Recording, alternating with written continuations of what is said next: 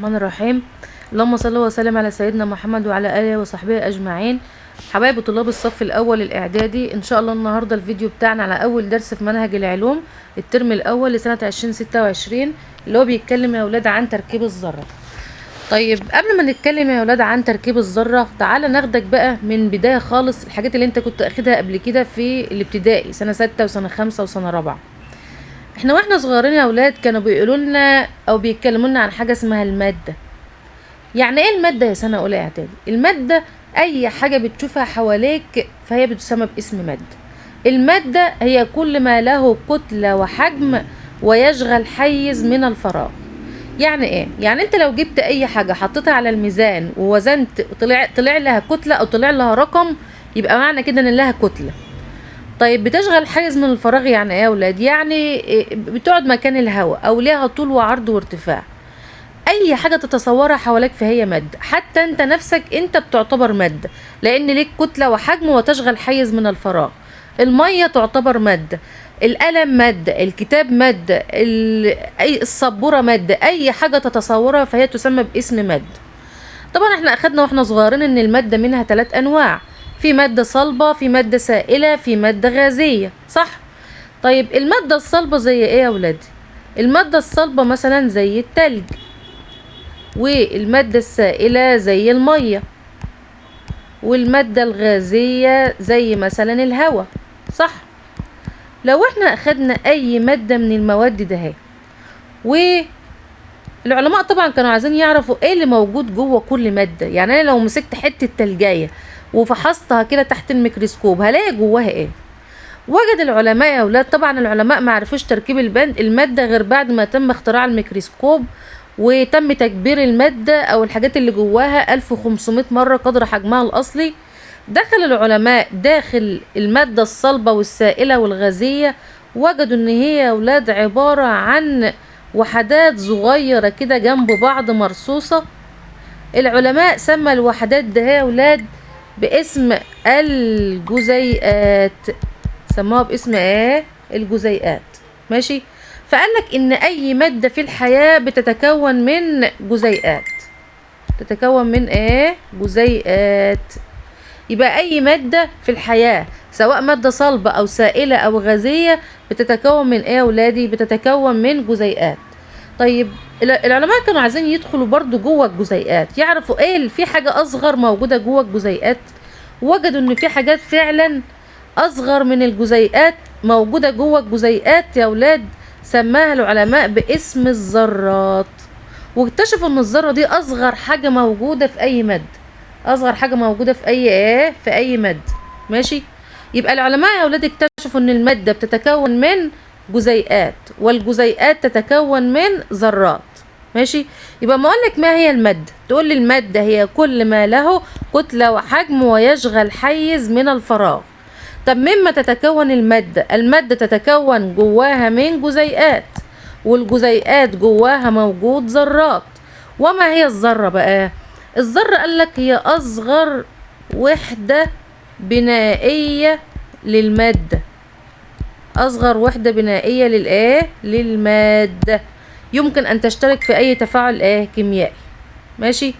يبقى الوقت يا أولاد أصغر حاجة بتتكون منها أي مادة هي الذرة. طب هل احنا يا أولاد جوانا ذرات؟ طبعا، ما احنا نعتبر مادة برضو. طب احنا عايزين نعرف ايه الفرق بين الذرة وبين الخلية. الخلية هي وحدة بناء الكائنات الحية، لكن الذرة هي وحدة بناء المادة. وعايزة اقولك ان الذرة جزء من الخلية، بس هو ما عندناش الموضوع ده في سنة اولى اعدادي. اما اقولك ما هي الذرة تقول لي هي اصغر وحدة بنائية للمادة، سواء المادة دي مادة صلبة او سائلة او غازية. انما الخلية هي اصغر وحدة بنائية لجسم الكائن الايه؟ الحي، لجسم الكائن الحي. ماشي يا ولاد؟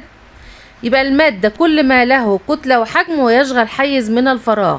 المادة تتكون من جزيئات، والجزيئات تتكون من ذرات، والذرة هي أصغر وحدة بنائية وتركيبية للمادة.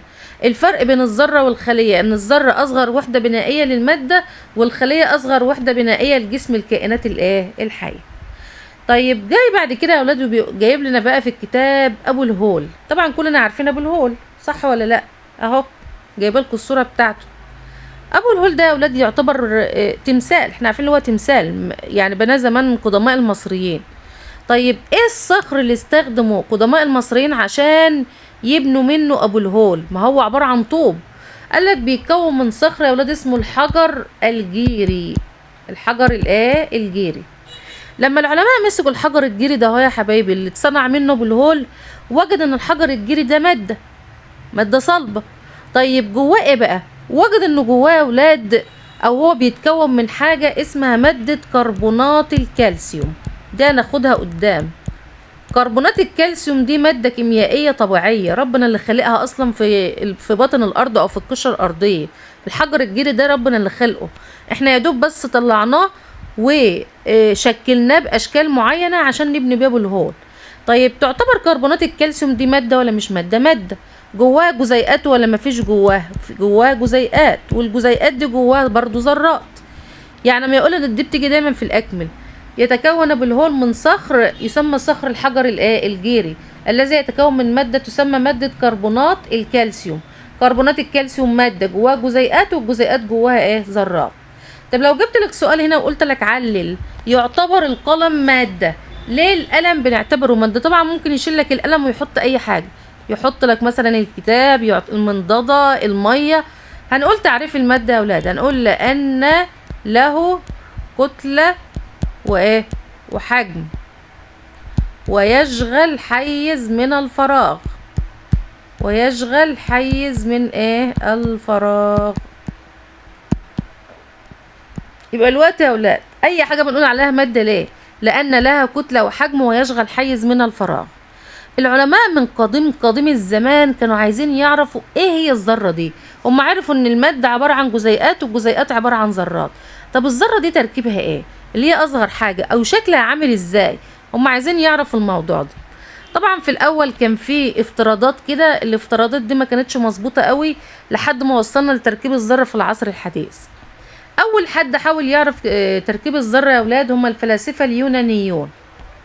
دول ناس كانوا موجودين من زمان قوي قوي، يعني من ايام مثلا بعد الفراعنه كده. مالهم دول بقى؟ كانوا بيعتقدوا، ما كانوش متاكدين، ان الماده بتتكون من حاجات صغيره. الحاجات الصغيره دي سموها باسم الذرات، والذرات دي غير قابله للتجزئه، ماشي، تسمى باسم الذرات. يبقى الفلاسفه اليونانيون اول من حاولوا اكتشاف الذره، واعتقدوا ان الماده تتكون من اجزاء صغيره غير قابله للتجزئه تسمى باسم الذرات. اجى بعدهم يا اولاد العالم دالتون في اوائل القرن ال19، اعتقد ان الذره ما ينفعش تتقسم، غير قابله للانقسام. طبعا يا اولاد احدث واحسن واحد بالنسبه لنا هو العالم رذرفورد. العالم ارنست رذرفورد ده كان عالم نيوزيلندي، هو اللي وضع نموذج للذره على اساس تجريبي، يعني هو اللي حط نموذج الذره اللي احنا لسه ماشيين عليه لحد الان. بس طبعا احنا اضفنا له حاجات كتير، لان احنا الوقت في عصر التقدم التكنولوجي، فكل شويه بنكتشف حاجات جديده. بس اول واحد عرف تركيب الذره هو العالم رذرفورد. طيب ايه هو تركيب الذره اللي قاله لنا العالم رذرفورد واللي احنا استفدنا منه وكملنا عليه؟ قالك والله العالم رذرفورد ان الذره انا شفتها زي المجموعه الشمسيه بالظبط. احنا يا اولاد المجموعه الشمسيه بتاعتنا عباره عن ايه؟ هتقولي لي يا مس المجموعه الشمسيه بتاعتنا عباره عن نجم الشمس في النص، وحواليها في 8 كواكب: عطارد، الزهره، الارض، المريخ، المشتري، زحل، اورانوس، نبتون، وشالو، بلوتو. وكل كوكب فيهم بيلف في مدار محدد حوالين الشمس. يعني يا اولاد ال8 كده مش جنب بعض كده على طول، لا، ده كل كوكب لوحده. يعني الشمس اهي في النص، وده اول كوكب بيلف حواليها، وادي تاني كوكب بيلف حواليها في مدار دائري. قالك النواة او الذرة شبهها بالظبط. الذرة يا اولاد بتشبه الى حد كبير تركيب المجموعة الشمسية. يعني ايه؟ يعني لما العالم رذرفورد شاف الذرة، وجد ان الذرة في نصها في جسم مركزي حجمه كبير، اللي قدامكم في الرسمة ده اهي، اللي هو شايفين الاصفر والبرتقاني ده الجسم اللي في نص الذرة. ده بالنسبة لنا شبه الشمس. العلماء سموا الجسم اللي في مركز الذرة ده هو باسم النواة. سموه باسم النواة. ووجد العلماء ان النواة هي اتقل حتة في الذرة واكبر حتة فيها. طيب ايه سبب تقل الذرة النواة؟ ليه النواة تقيلة؟ قالك لانه وجدوا ان عايش جواه نوعين من الاجسام. شايفين الاجسام اللي جواه الصفرة والبرتقاني دي؟ هي دي الاجسام اللي متقلة النواة. الاجسام دي مش موجودة غير في النواة بس، انما في بقية الذرة الاجسام دي مش موجودة. الاجسام دي وجد العلماء منها نوعين، نوع شحنته موجبة قاعد وشايل الشحنة الموجبة اللي هو الاصفر ده، والنوع التاني شايل شحنة متعادلة او شحنته بتساوي صفر. الاجسام اللي شحنتها موجبة سماها العلماء باسم بروتونات، واللي شحنتها متعادلة سماها العلماء باسم نيوترونات او نيترونات. يبقى نقول تاني، الذرة بتشبه في تركيبها زي المجموعة الشمسية. في منتصف الذرة في جسم كبير وتقيل يعرف الجسم ده باسم النواة. والنواة أولاد تقيلة أو الكتلة بتاعتها كبيرة لأن عايش جواها نوعين من الأجسام، أجسام بتحمل الشحنة الموجبة اسمها بروتونات، وأجسام تانية شحنتها متعادلة تعرف باسم النيترونات. طيب لما يقولك هنا يا أولاد سؤال بيجي هنا، علل تتركز كتلة الذرة في النواة. ليه أتقل حتة في الذرة هي النواة؟ ماشي اهي، علل تتركز كتلة الذرة في النواة. ليه بقى؟ هتقولي لأنها تحتوي على ايه يا ولادي؟ على البروتونات الموجبة والنيترونات المتعادلة. دول يعني عاملين فيها ايه؟ متقلينها، عددهم كبير، فمن كتر عددهم جوه النواة فمتقلين النواة، مخلين النواة تقيل. وقال لكم اهو تشبه الذرة في تركيبها المجموعة الشمسية، حيث تتكون من جسم مركزي يسمى النواة وهو أثقل مكونات الذرة وشحنتها موجبة. نيجي بقى للنقطة التانية. العلماء وجدوا يا أولاد لأن النواة جواها أجسام شحنتها موجبة وأجسام شحنتها متعادلة، يعني موجب وسالب مع بعض، وجدوا أن عدد الشحنات الموجبة ضعف عدد الشحنات السالبة، أكتر مغطية عليها. فقالك ان النواة كلها على بعضها احنا هنقول ان شحنتها موجبة. ليه بقى؟ برضو بسبب ان هي فيها بروتونات ونيترونات، وكمية الشحنة الموجبة فيها مغطية على كمية الشحنة السالب. ماشي؟ يعني ما يقولنا هنا علل النواة موجبة الشحنة، برضو هنقول برضو يا اولاد لاحتوائها على، انا عايزه اقول لك السؤال ده لسه في حتة كده هقولها بس اما اقول بس الالكترونات، لاحتوائها على البروتونات برضو الموجبة والنيترونات المتعادلة. يبقى النواة او الذرة كلها على بعض بتتكون في النص من حاجة اسمها النواة، والنواة هي اتقل حتة في الذرة، وده لان جواها حاجتين، البروتونات والنيترونات. البروتونات والنيترونات اللي في النص او في النواة عاملين ايه في النواة؟ اولا متقلين الكتلة بتاعتها، ثانيا مخلين كتلة النواة موجبة. طب يا مس هي الذرة كلها على بعضها عبارة عن نواة بس؟ قالك لا، ده وجدوا ان في حوالين النواة يا حبايبي هنا اهو، حوالين النواة اللي في النص اللي هي قدامنا ده، استنى كده معلم لكم عليها اللي هي ده اهي. ماشي؟ وجدوا ان حوالين النواة في اجسام زغنطوطة بتلف حواليها بسرعة كبيرة جدا كده اهو يا ولاد، اجسام صغيرة قاعدة تلف تلف تلف تلف تلف تلف، بس لما تيجي تلف حواليها بتلف في مسار دائري. العلماء سموا الاجسام الصغيرة اللي بتلف حوالين النواة ده اهي باسم يا حبايبي الالكترونات. وجدوا اللي هي خفيفة شبه الريشة. ليه بقى؟ هي بتجري بسرعة ليه؟ عشان خفيفة. طب هي خفيفة ليه؟ قالك كتلتها قليلة جدا جدا جدا لدرجة ان انت ممكن تهمل الكتلة بتاعتها، يعني لما تيجي تحسب كتلة الذرة ممكن تشيل الالكترونات من حسباناتك. ليه؟ اصل الكتلة بتاعتها ضئيلة جدا، بس شحنتها مهمة جدا، بتحمل شحنة سالبة، يعني وهي بتجري حوالين النواة شايلة على دماغها الشحنة السالب. ماشي؟ طيب وجد العلماء ان الالكترونات بتلف حوالين النواة في مدارات دائرية، سمى العلماء المدارات الدائرية ده يا ولادي باسم مستويات الطاقة. وعايزة اقولك ان هي مش موجودة في الحقيقة، هي احنا اللي رسمناها لما وجدنا الالكترونات بتلف في مدارات دائرية، قمنا مسميين المدارات الدائرية ده، قمنا رسمينها ومسميينها مستويات الطاقة. ماشي؟ يبقى الوقت تتكون الذرة في المنتصف أو في المركز من النواة، والنواة بها بروتونات موجبة ونيترونات متعادلة، وحول النواة يوجد أجسام تدور بسرعات فائقة تعرف باسم الإلكترونات، كتلتها مهملة ولكن شحنتها لا يمكن إهمالها، شحنتها سالبة. تدور الإلكترونات في مدارات دائرية تعرف المدارات دي باسم مستويات الطاقة. طب هم وجدوا يا ولاد في كم مستوى حوالين النواة؟ قالك وجدوا 7 مستويات، اترسموا 7 مستويات، والإلكترونات بتلف فيهم على حسب طاقتهم. احنا عايزين نأجل الحتة دي لما نتكلم شوية عن الإلكترونات. الإلكترونات أول حاجة بتميزها يا أولاد اللي هي شحنتها ايه؟ سالبة. تاني حاجة تدور حول النواة بسرعات فائقة في مدارات تعرف باسم مستويات الطاقة. مستويات الطاقة دي يا أولاد كل مستوى فيهم العلماء رمزوله برمز من حروف اللغة الإنجليزية، ماشي، بس ما بدأوش يحرفوه من أول ABCD، بدأوا يحرفوه من أول KLMN. ليه؟ أصل العالم اللي حط الرموز بتاعت مستويات الطاقة قالك جايز بعد ما أموت ويجوا علماء بعدي يكتشفوا مستويات طاقة قبل الكي. هو مكتشف، هو مسمي من أول الكي، فقام سايب قبل الكيبة راح كده عشان لو اكتشفوا مستويات ولا حاجة يبقوا يحطوا الحروف اللي قبليه، بس ما تمش اكتشاف مستويات ولا حاجة. طب اما اقولك كده عرف لي ما هي الالكترونات.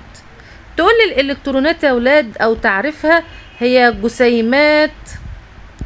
جسيمات سالبة الشحنة، شحنتها سالبة، تدور حول النواة بسرعات فائقة في مستويات الطاقة، ويمكن إهمال كتلتها. انا قايله لكم يا ولاد ان الكتلة هي خفيفة وزي الريش عشان كده بتلف بسرعة، فممكن نهمل الكتلة بتاعتها. طب ما هي مستويات الطاقة يا حبايب؟ مستويات الطاقة هي مدارات وهمية، يعني هي مش موجودة، احنا اللي راسمينها. مدارات وهمية توجد حول النواة وتدور خلالها الإلكترونات حسب طاقتها. طب يا مس وجدنا كم مستوى حوالين النواة؟ 7 مستويات، سميناهم من أول حرف الكاف. سميناهم ايه يا ولاد بقى؟ K L M N O B Q. لو النواة في النص اهي، اول مستوى حواليها بيسموه K، التاني L، التالت M، الرابع N، الخامس O، السادس P، السابع Q. ماشي يا ولاد؟ يبقى اقرب واحد جنب النواة هو الك، وابعد واحد بعيد عن النواة هو الكيو. وجدوا ان كل مستوى من ده اهو مشحون بشحنة او بكمية من الطاقة، وكمية الطاقة اللي جواه على حسب حجم المستوى. يعني ايه؟ يعني المستوى كي وجدوا ان حجمه صغير فوجد ان هو شايل شوية طاقة قليلين. المستوى كيو وجدوه كبير فوجد اللي هو شايل طاقة كبير او جواه كمية طاقة كبيرة. احنا هنستفيد من ده في حاجة؟ ايوه هنستفيد من ده في حاجة. انا عايزه اقول بس يا اولاد ان العلماء سموا البروتونات والنيترونات والالكترونات باسم الجسيمات دون الذريه، يعني جسيمات صغيره جدا حجمهم اصغر من الذره، وقال لك احنا هنعمل لهم لان هم كتلتهم اصلا الذره دي حاجه صغيره قوي، عشان الذره دي حاجه صغيره قوي فاحنا هنقيس كتله البروتونات والنيترونات والالكترونات بكتله او بوحده قياس مخصوصه ليهم. يعني ما ينفعش تقاس، احنا مثلا بنقيس اصغر حاجه بالجرام والملي جرام، لا في احنا هناخد حاجه اصغر من الملي جرام، حاجه اسمها وحده الكتل الذريه، ودي وحده صغيره جدا يا اولاد مخصوصه لحاجات النواه بس، وبيرمز لها بالحرف يو. ماشي؟ وجدنا ان كتله البروتون 1 يو، والنيترون برضو 1 يو، انما الالكترون 1/1836 يو. شايفين كتلة الالكترون صغيرة ازاي؟ عشان كده بقولكوا كتلة الالكترون يمكن اهمالها لان هي صغيرة جدا. طب الشحنة بقى، البروتون شحنته موجبة والالكترون شحنته سالبة، انما النيترون عشان هو متعادل ممكن نقول ان شحنته بتساوي 0. لان الموجب فيه قد السالب. ماشي يا اولاد؟ طيب انا قلت ان النواة اللي في النص ده هي شحنتها موجبة، صح؟ طب الذرة كلها على بعضها اللي هي النواة والسبع مستويات والإلكترونات، قالك الذرة كلها على بعضها شحنتها متعادلة. والسؤال ده بيجي في الامتحان على طول. علل الذرة متعادلة كهربيا. ليه الذرة متعادلة؟ يعني ايه متعادلة يا ولاد بقى؟ كلمة متعادلة معناها ان الاجسام متعادلة يا ولاد، يعني الموجب قد السالب. انت عارفين لو كانت الذرة معظم اللي فيها موجب كنا قلنا ان الذرة موجبة، معظم اللي فيها سالب كنا قلنا الذرة سالبة. لكن وجدنا ان عدد البروتونات اللي جوه ده دايما بيساوي عدد الالكترونات اللي بتلف بره ده. وبما ان الموجب قد السالب فالذرة كلها على بعضها بتكون متعادلة الشحنة الكهربية. يبقى ما يقول انا علل الذرة متعادلة كهربيا، ليه بقى؟ لان عدد البروتونات الموجبة يساوي عدد الالكترونات السالبة. ومهم جدا جدا وبيجي في الامتحانات على طول يا سنة اولى. ماشي؟ يبقى فهمنا النهارده يا اولاد ان المادة بتتكون من جزيئات، والجزيئات بتتكون من ذرات، والذرة هي اصغر وحدة بنائية للمادة. طب لما خدنا الذرة، اول حد حاول يعرف شكلها مين؟ الفلاسفة اليونانيون، وجدوا ليها اجزاء غير قابلة للتجزئة. اجا بعديه العالم دالتون قال لك ان الذرة غير قابلة للانقسام. اجا بعد كده العالم رذرفورد هو اللي وضع لنا شكل الذرة او تركيب الذرة. قال لك الذرة بتتكون من ايه؟ من نواة في المنتصف وحواليها مستويات الطاقة 7 مستويات. النواة لوحدها اتقل حتة وشحنتها موجبة. اتقل حتة لانها ليه بقى؟ فيها بروتونات موجبة ونيترونات متعادلة. وشحنتها موجبة ده لان برضو فيها بروتونات موجبة ونيترونات متعادلة. وجدوا حوالين النواة بيلف اجسام صغيرة شحنتها سالبة سموها باسم الالكترونات، بتلف في مدارات دائرية سمينا المدارات دي باسم مستويات الطاقة. ووجدنا ان مستويات الطاقة عددهم 7 ك ال ام ان او بي كيو. اقرب حاجة للنواة هي الك، وابعد حاجة عن النواة هي الكيو. ووجدنا ان دايما عدد البروتونات الموجبة بيساوي عدد الالكترونات السالبة، وده مخلي الذرة كلها على بعضها تبقى متعادلة كهربيا. ماشي؟ قلنا الالكترونات هي جسيمات سالبة الشحنة تدور حول النواة بسرعات فائقة، يمكن اهمال كتلتها ولا يمكن اهمال شحنتها. طيب مستويات الطاقة مدارات وهمية تدور خلالها الالكترونات حسب طاقتها. ماشي؟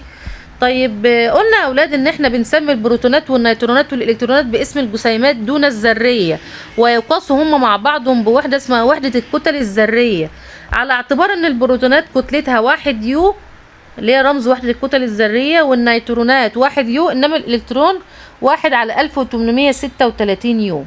ماشي يا اولادي؟ طيب مش عايزه اتقل عليكم الدرس، ان شاء الله بقيه الدرس هشرحه لكم في فيديو تاني. لو الفيديو عجبكم يا حبايبي لايك وشير للفيديو واكتبوا له اي كومنت يشجعني كده، واشوفكم ان شاء الله في الفيديو الجاي. والسلام عليكم ورحمه الله وبركاته.